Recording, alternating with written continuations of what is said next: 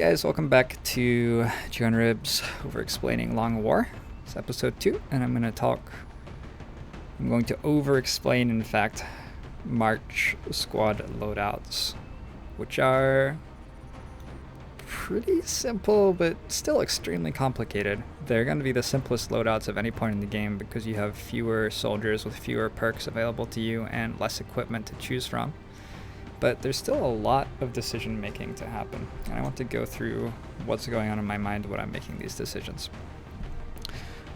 So we have a settlement crashed scout.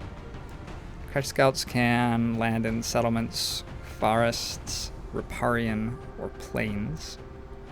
And I'm going to sort of leave it up to you guys to develop your own preferences for each of those maps, or you can just watch all of these videos and see what I say for each one. In general, the settlement maps, there are 2 of them, and high explosive grenades are quite good on them. They tend to have decently long-range engagements, so I'm not a huge fan of AP grenades or flashbangs.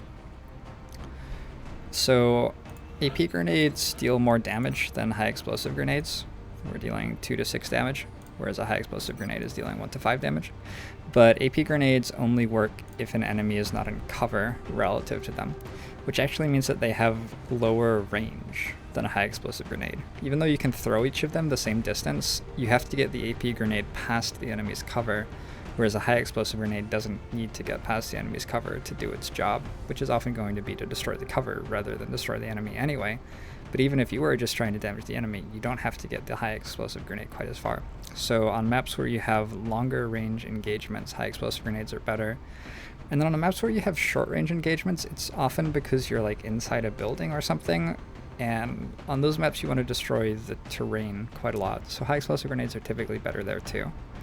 My preference is very heavily toward high explosive grenades in most scenarios. In this scenario, it's because long range engagements mean that AP grenades aren't super great. That said, at this point in the campaign we're fighting sectoids and drones and 1 outsider, and against a drone pod activation where it's swarming me, or against an outsider activation where I can't successfully flank it, I do want to have an AP grenade or 2 just to deal damage with the grenade. So that's why I have 1 AP grenade on my squad here. As far as smoke grenades versus flashbangs, like I said, flashbangs they don't work as well in long range engagements as smoke grenades do, because a flashbang you have to throw it to where the enemies are.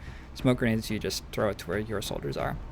In general, in Long War, I prefer smoke grenades to flashbangs because you get to control where your soldiers are, so you can put them in places where your smoke grenade will be effective for them, but you don't control nearly as consistently where the enemy is. So it's harder to predict that the enemy will be set up in such a way that a flashbang is going to be particularly effective. I do have 1 flashbang though. It's nice against the outsider because there is 1 very scary enemy on this map, only 1, and it's the outsider. You can stack a smoke grenade and a flashbang to make it very, very hard for the outsider to hit you. Whereas you couldn't use 2 flashbangs on the outsider, it wouldn't do anything. And you couldn't use 2 smoke grenades on your own soldiers. You already are in smoke with just 1. So it's nice to have the variety so that if I pull the outsider in a bad way, I can smoke my own squad and flashbang the outsider for 1 turn and then kill it the next turn. Guns. Assault rifles on everybody. You can also choose assault carbines or SMGs, and at this stage in the game, an SMG has 3 base damage, as does an assault carbine, and what we're gaining is a little bit more mobility and a little bit more aim. But an assault rifle has 4 base damage, and that's an increase of 33% over 3. Later in the game, when you're using plasma weapons, for example, the SMG class plasma weapon is going to have 7 base damage, and the rifle will have 8 base weapon damage. So that's only an increase of 1/7, which is a much smaller deal. So later in the game, SMG and carbine class weapons get a little bit better compared to how good they are right now. But right now, I don't think it's worth bringing an SMG or assault carbine. I would bring motion trackers, but I haven't finished building them. I would not be bringing a Shiv here if I had finished building the Shiv. I think that the scouts are fairly easy missions, and I want to get experience on my soldiers. I'm bringing 2 specialists. These are the only 2 specialists I have. In general, I think that 2 specialists are a good idea on these early game missions. I think you want somebody who's going to be effective at mid to long range and somebody who's going to be effective at short range. Unfortunately, I didn't really get much choice. I had a soldier who could become an assault or infantry and was clearly better as an assault, so I made him an assault, and a soldier who could become a medic or engineer. And I think engineers are much, much stronger early game, so I made her into an engineer. Both of these soldiers are mostly strong at short to mid-range, so we're going to try to fight at short to mid-range, and we'll see how it goes. Both are using shotguns. Shotguns, especially early in the game, are much, much stronger than assault rifles are going to be. Alright, let's actually play the mission. We have visual on the mission site. Setting down. Get ready to deploy. Our AO is within the continental United States. It looks like the UFO went down in a densely populated area within the city limits. Let's just hope everyone on the ground stayed clear. Alright, Operation Red Hero.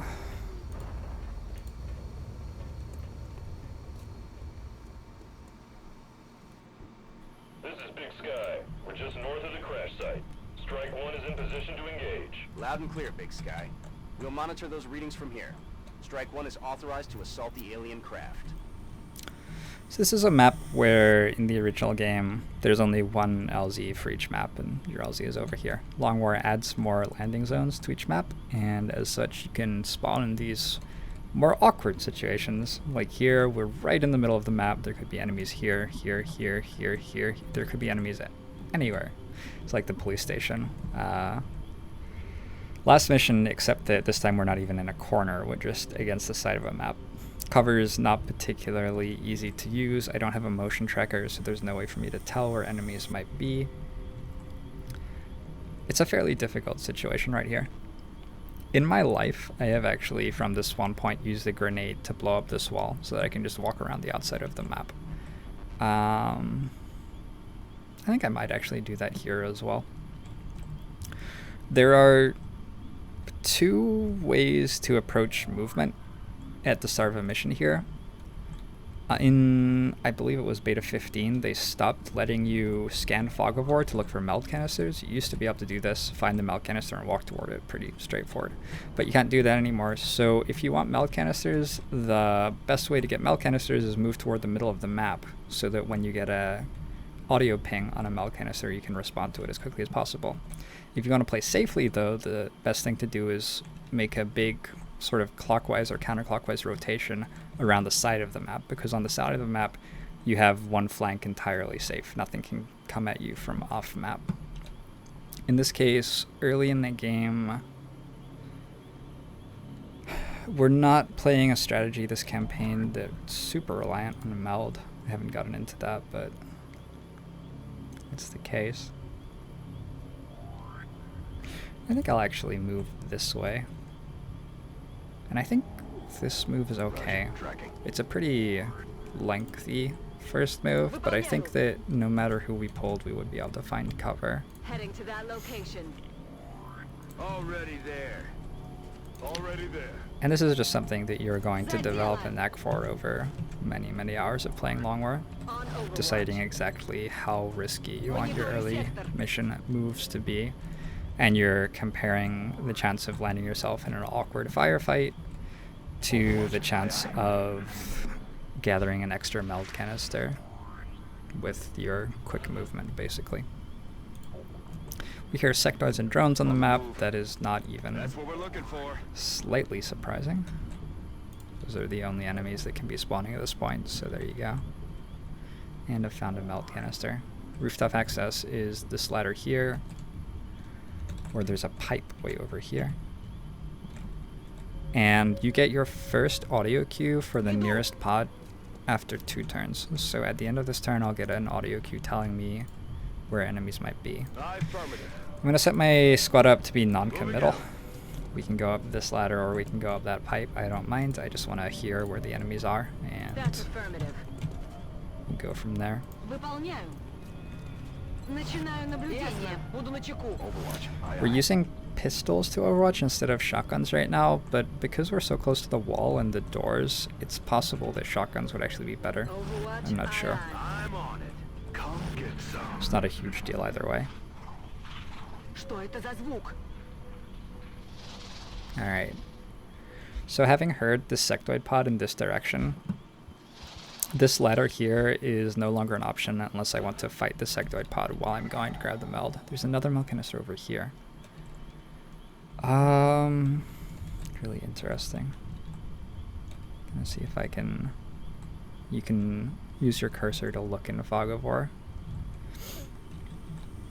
And if you're not able to move to a tile which is in movement range, it's because there's an enemy standing on it already. I don't see the sectoids immediately right there, which means that if I move around here, I'm probably pulling them out here. It's going to take a while to kill them.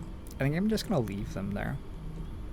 Heading out. Let's try and get this meld canister, and then go down here and get this meld canister, and then we can come back and fight the sectoids later. Do have to keep in mind though that there's a pod there, and they could show up and flank us at any point if we get involved in a fight while moving this way. В пути. Бегом. Hauling ass. Ясно. Начинаю наблюдение. I'm gonna go with a shotgun Overwatch here. Aye, aye.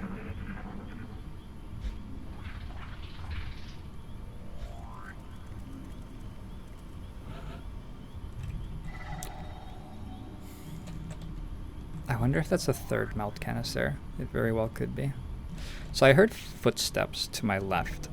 Typically, there's only going to be one pod patrolling at a time on an induction mission or a crash landed scout, which are the two missions you'll be doing in March. On the move. I think on council missions, everything patrols at the same time.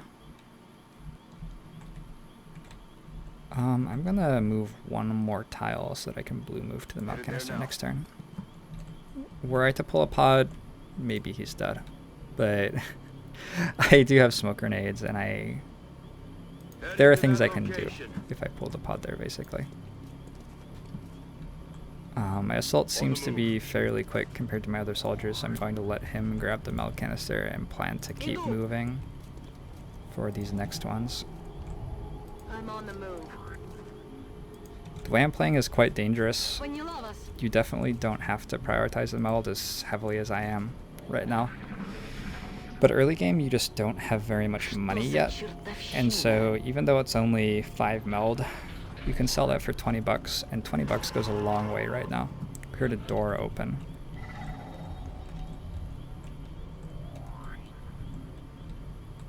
There are only so many doors that can be. I don't actually see where that was though. There's another door out here that it could have been, maybe. That's affirmative. Got it. We have such an easy kill on this pod right now. We're above them, we have the rooftop, there are no other enemies around.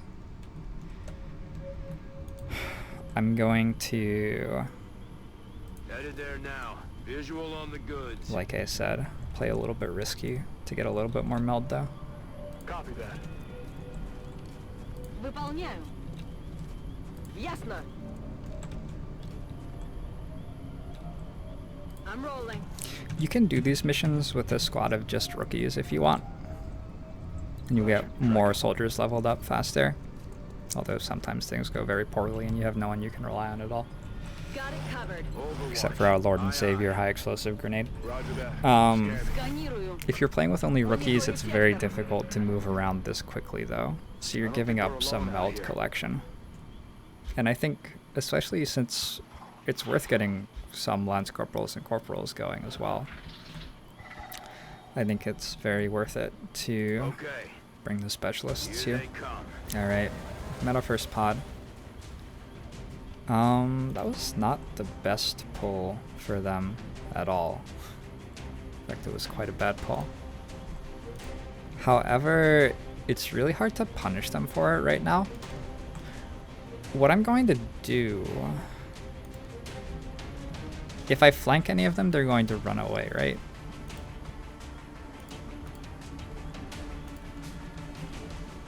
They're going to realize that they're flanked and peace out. I'm on it, Commander. So what I'm going to do is try to hold them in place without telling them that they're flanked yet. So they'll be flanked next turn, but they aren't yet.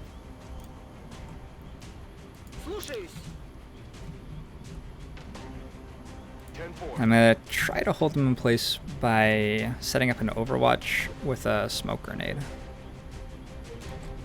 to cover my guy. I'm not 100% sure how well this will work, to be perfectly honest. But my guy is in heavy cover with smoke coverage. So they're going to be shooting 1% if they try to shoot him. I suspect that we're going to get some Overwatches and some Psi attacks. I don't know how many of each. I'm going to Overwatch my soldiers who are out of vision. Okay. We don't want many Overwatches because I have a bunch of soldiers I want to move in to flank these guys next turn. Do something, I'm pinned down. Okay, that's alright. So, because my soldiers all have 6 hit points, it's pretty hard for them to get killed by an overwatching sectoid.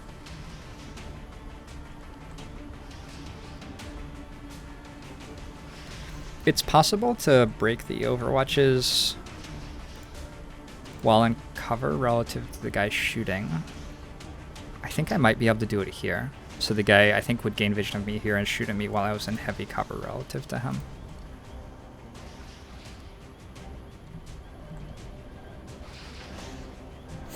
Wow, that meld canister's expiring this turn. I think I'm going to run and gun for that and likely pull an outsider. That's pretty exciting.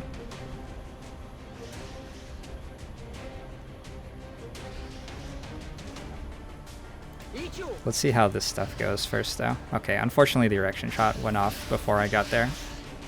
Like I said, though, 6 hit points. Pretty hard for the sectoid to break that. Yes, ma'am.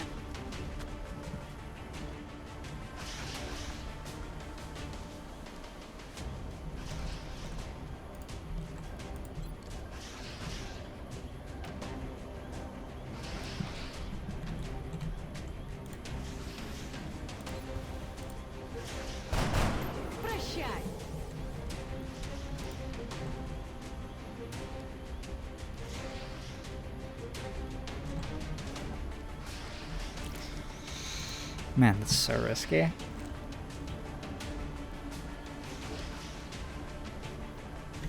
So, vision range is 17 tiles. 1, 2, 3, 4, 5, 6, 7, 8, 9, 10. There's a very good chance that the outsider doesn't pull on this move. And it's nice to have a shotgun this close. We are dashing into Fog of War, though. That's unlucky. If there were, there's a being of almost pure energy. Okay, can't hunker this guy.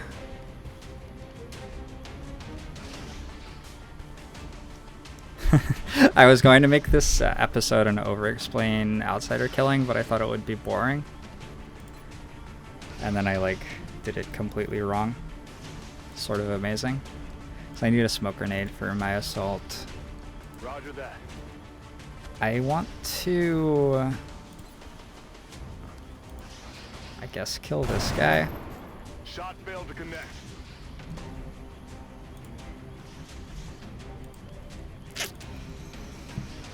I have my consumables on the wrong people right now. I might have to run the suppression too. On my way.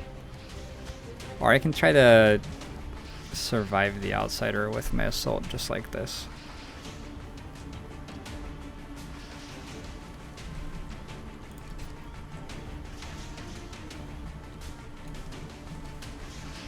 So 68.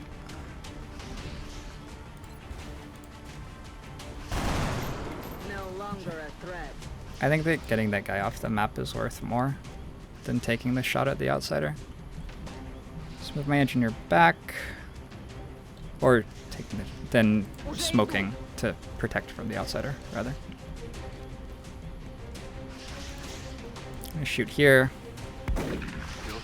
Nice. Okay.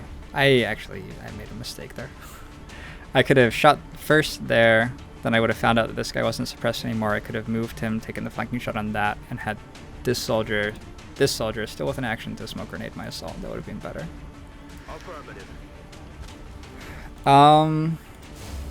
Pulling the outsider also means that he's going to call for help, and every pod on the map is going to start moving toward us. So this is going to get really interesting. Okay. Heavy cover always gives 1 DR, so given how much damage outsiders deal, it was very likely that I would survive that. I'm glad we did. Glad we did.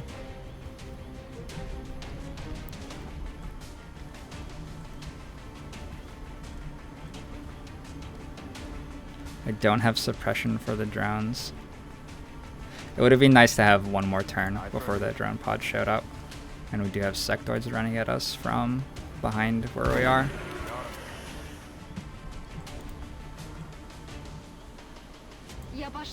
So I'm gonna move my guys forward. On my way. Running at drones is not very much fun when you have rookies with ballistic weapons, but that's where we are right now.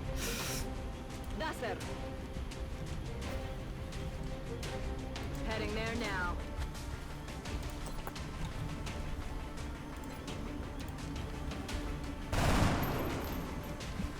Good. I said I brought the AP grenade for this exact situation, and that is the case. This is why the AP grenade is here.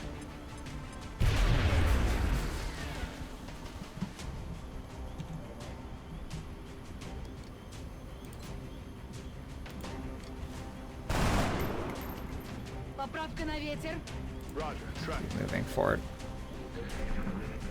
Drones don't even fire at over half range, so they're going to have to move forward if they want to shoot at me. They're not particularly accurate, and once they're this close to me, it's pretty easy to kill them with grenades and shotguns.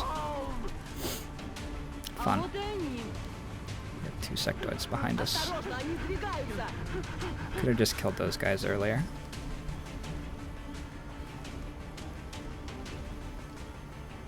Moving out.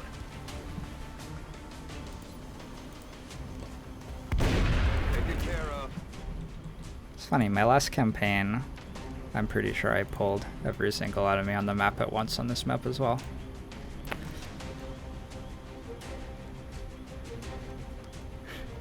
Yes, ma'am.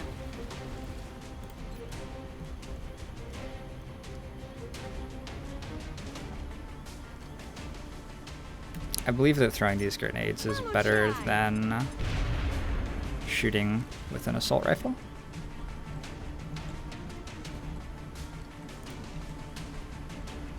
Do I have another? I can get my engineer here.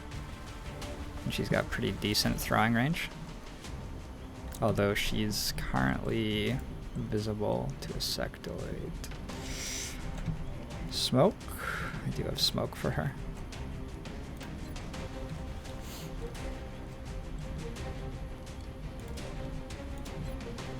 Okay, when you're pincered like this, you have to play very aggressively to clear one of the flanks so that you can then reorient. So now that that flank's clear, I get to reorient all of my cover this direction. In fact, I was already doing it this turn. That's why my engineer is here. That would have been flanked by the drones, but now that the drones are dead, it's not. I want to Overwatch to pin these guys in place. I'm on the move.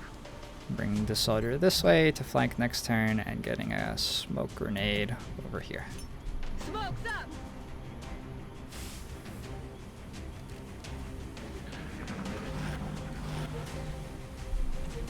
Okay, I heard the last metal canister expiring between turns there. That might be for the best. Both sectors decided to Overwatch.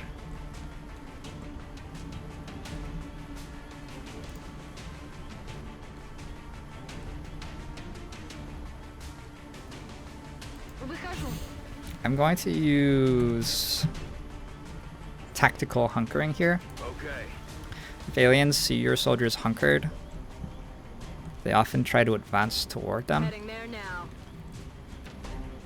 And when these sectoids advance toward me, my soldiers behind the soldiers who are hunkered are going to have pretty decent overload shots. By the way, there are only ever 3 pods on this map, so I know, having killed 2 pods in the Outsider, that these are the only enemies left. I no longer have to worry about running into Fog of War. Overwatch. We're going to be out of bullets on some of these guys. Держу сектор. Also, I can just step here with my engineer and get out of trouble.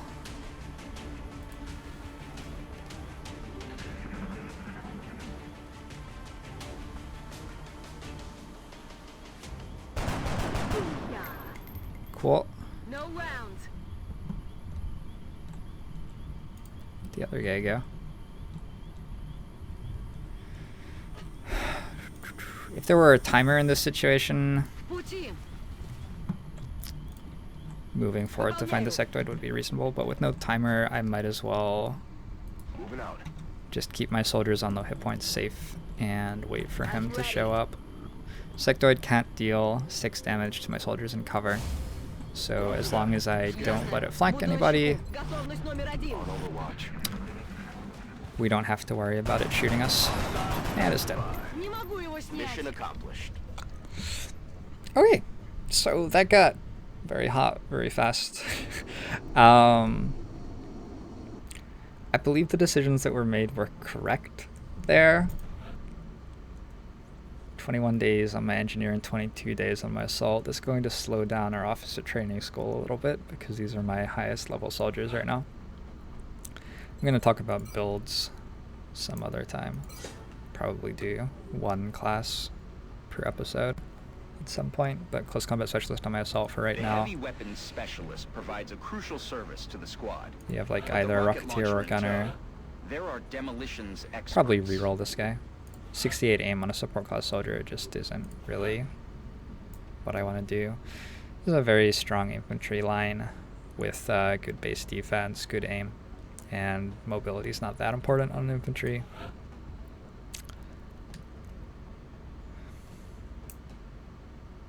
I don't know what to do with this. I don't really want a gunner or rocketeer with 72 aim. I'd rather have scout, sniper, infantry. Those are the classes that really benefit from aim. We'll work it out.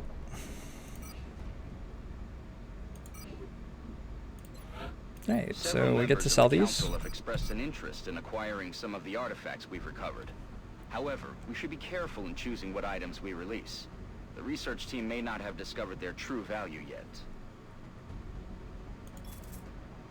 $60 isn't enough to do anything yet. I want to get up to 200, ideally quite quickly, so I can start another satellite and get full North American continent bonus this month. I can sell to 200 right now. I'm just going to go ahead and do that, I think. I'm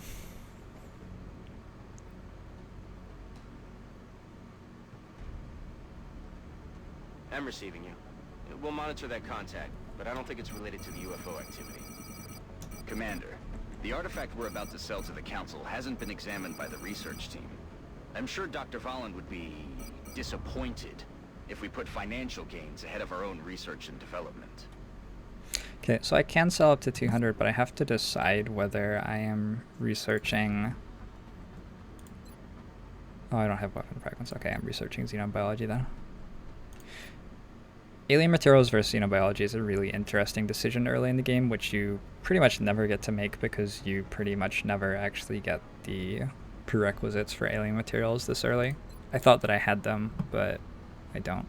So we're going to go xenobiology first, and what this does is open up council requests where the countries will ask for sectoid corpses and they'll give us scientists. So I think if you're trying to get to laser cannons as quickly as possible, probably you don't go for xenobiology, but if you're trying to get to anything else as quickly as possible, you research xenobiology first.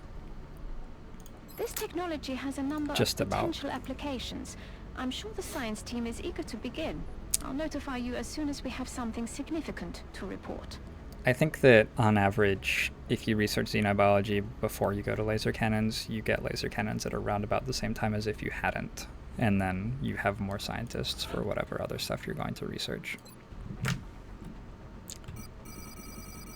That means I can sell all of my alloys in Illyrium. We don't need these at this point in the campaign. All of my meld. I'm not going to be playing a particularly meld-heavy strategy. Out of all these things, I think that alien alloys are the most valuable. So we'll hold on to 4 of those. Actually, I'm going to sell my drone wrecks as well. We don't need those.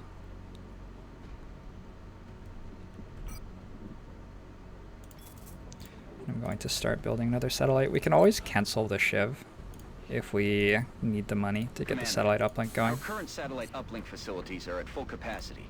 We should build additional uplinks as soon as possible to allow for new satellite deployments. Or if we needed money for another interceptor or something like that. We have to start our satellite uplink by around about the 10th of March. So we have 8 days to get $200, and we can cancel a Shiv. So 8 days to get $140. Heavy UFO activity over the United Kingdom can either be the aliens setting up to infiltrate the United Kingdom. They're going to infiltrate one country in March every campaign. Or it can be them running a harvest mission. They run 3 harvest missions in March, and after the second one, meld canisters are going to be more valuable than 5 meld per can. After the second one, they'll be 6 or 7. And after the third, they'll be up to 10 or 11. So we don't know if that was a harvest or they're infiltrating there. I could actually look it up because I have a mod installed, which gives me information I can use to work that out. But in general, don't ignore when it says alien activity in March. Try to understand what the aliens are doing. And one of the subjects of these episodes will be, what are the aliens doing? Council request from South Africa is going to be asking for a satellite because that's the only thing the council can ask for at this point in the campaign. Commander, we've picked up multiple requests for assistance. Abductions in progress are marked on the hologlobe. Okay, and next up, it looks like we have a moderate urban close quarters abduction. Urban close quarters are pretty fun. And we don't have too much to choose from here. I might make myself a Rocketeer. Rocketeers are a lot of fun on urban close quarters. Rocketeer infantry. Have some fun with it. But anyway, that will be a battle for next time. I hope you guys enjoyed the episode, and I will see you next time for this urban close quarters mission, and I'm sure there will be something worth over-explaining.